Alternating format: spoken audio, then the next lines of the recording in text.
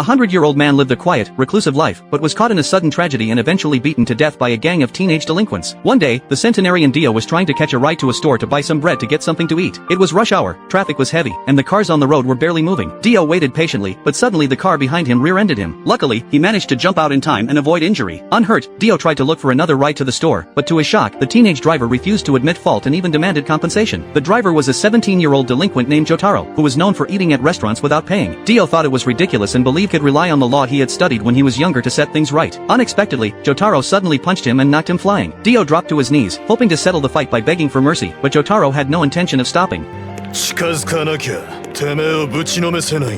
He kept kicking and punching him until Dio collapsed helplessly on the ground. Jotaro even picked up a can of gasoline, planning to set Dio on fire, and although the police arrived in time, Jotaro didn't stop. He even sent a police car flying with a single punch. With no other choice, the police took Dio away first. Back home, Dio thought the violent ordeal was finally over. However, Jotaro didn't let him go. He came to Dio's house again with a group of henchmen and a dog. When the butler Darby saw them, he thought they were community workers and walked up to introduce himself.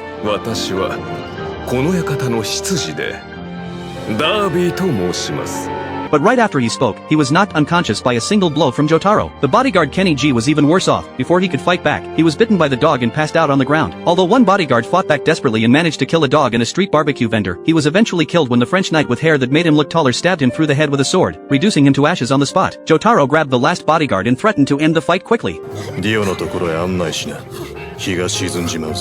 To save his life, Dio ran out into the streets and tried to seek help, but was ambushed by the French knight, who stabbed a sword straight into his head, causing blood to spray everywhere. Near death, Dio offered to give up all his savings if Jotaro would spare his life, but Jotaro still showed no mercy and continued attacking the old man. In the end, Dio lay in a pool of blood, dying without ever understanding how such an unreasonable person could exist in the world. Was this really the fate of an ordinary man?